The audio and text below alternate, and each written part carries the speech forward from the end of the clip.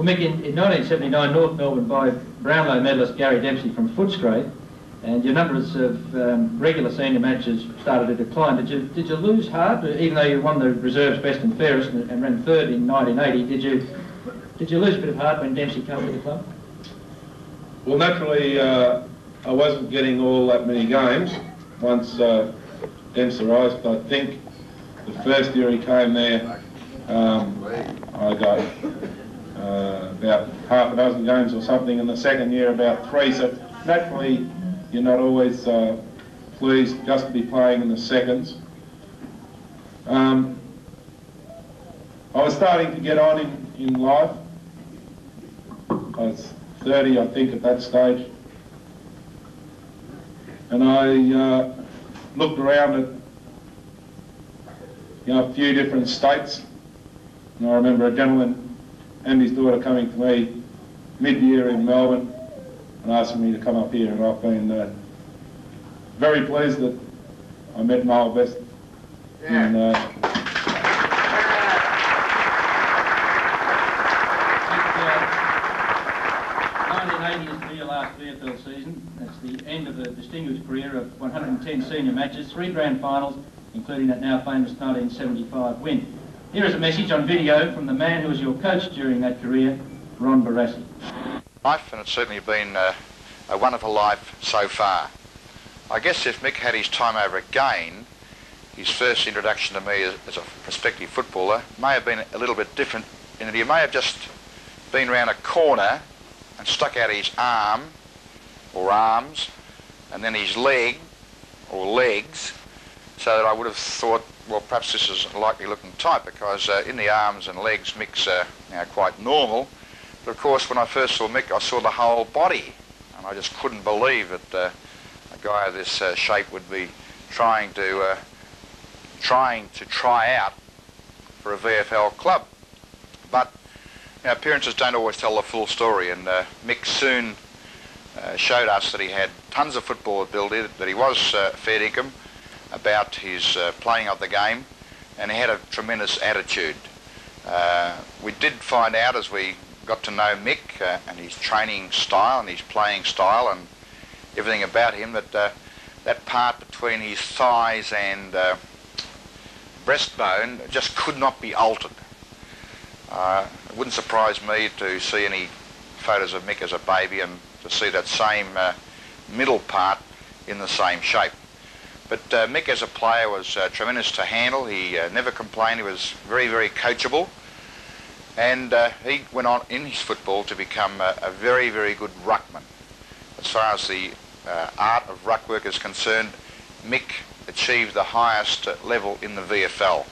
I don't think there were many, many players in my time in VFL football that could claim to have done as well in the ruck work department. Even at centre bounces, where spring is important, Mick was not lost. He could do very well there, and of course at boundary throw-ins he was excellent.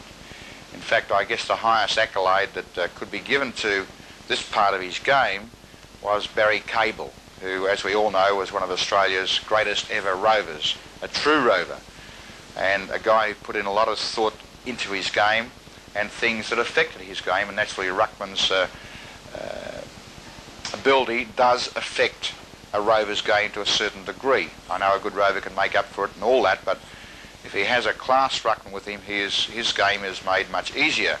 And Barry Cable, the man himself, always said that he'd rather ruck to Mick Nolan rather than anybody else. Mick was very adept at palming the ball and giving the guys on the ground an armchair ride. And after all, it doesn't matter much if a ruckman gets the knock or not. It's who takes the ball away on the ground. So if a ruckman is adept at getting the knock and directs it, it really adds to his value. But they would have already realised, maybe even more than we did at North Melbourne, that he is a great club man, and his ability to mix, his sense of humour, but his sense of being fair dinkum about his football at the same time was always very evident at North Melbourne. He played a great part in making and keeping the North Melbourne club great, which they were in the middle to late 70s, and he played a tremendous part, and I'm always going to be very appreciative as a coach of Mick's endeavour on and off the field. He was absolutely fantastic. I think your club is a very lucky club to have his services.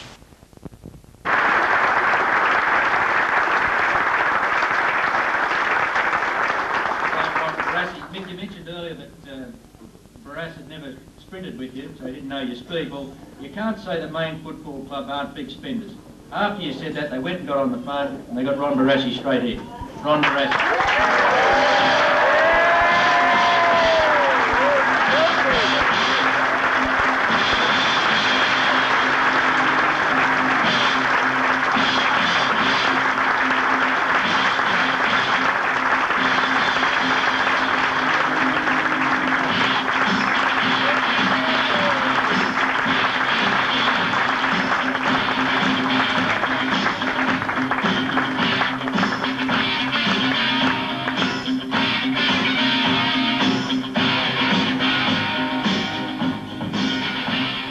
Another commercial in here. That was the Daily Sun photographer. It'll be in the paper in the morning. So we'll get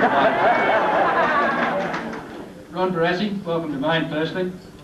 Now, what was the value of Mick to North? You outlined his great ruck work there, and he was a great club man. Well, yes, I guess we should explain to the audience why that video was made. It was made just in case I wasn't able to be here. It is a training night down at Melbourne on a Monday night, and I thought if we're going to be in the finals, well, I didn't want to even think of missing even a Monday night, which is a lighter night than usual, or the other nights. And I said I would come here tonight if we weren't going to make the finals. Unfortunately, Mick, I'm here. But that's why, folks, in case you're wondering why there's both things going on, that's why. Well, Mick's value to North Melbourne, I think, has been very well outlined by guys who have made names in the game and therefore whose opinions should really count with you. When you think about a Schimmelbusch and a Greig, Dench, Rantall, Cable, you're not talking about just ordinary VFL footballers, you are talking about names amongst the greatest ever. And they've all given him a rap, and I have too, and all of us mean it. Mick's, it's just great to be around. I know that you all love him. I sense that. I do feel that. The laughs you have when he laughs, and you laugh with him, not at him, and that's the mark of a great guy. True. I guess it's because he was, born in the country, as he said. I didn't know about the cow milking business, but it doesn't surprise me because in my first year at North Melbourne, when it was mooted that this big country guy was going to be invited down, they also said that he'd just come second in a cow milking contest. And I said, well, look, I'm not interested in guys who come second. Why did he come second? And they said, well, we don't really know, except that he did complain about not trying too hard because he was afraid of having too close a relationship with the cow. So that sort of made sense to me, and I said, okay, let's bring him down and have a look at him. And as you saw in the video, it was a horrendous sight. There was no jumper ever long enough. There was no shorts ever big enough. But he was terrific. And I'll never forget one thing he did on the football field, which might surprise all of you. And I guess it would be on video file at North Melbourne, but it was in a final. It wasn't a grand final, it was against Geelong on the MCG.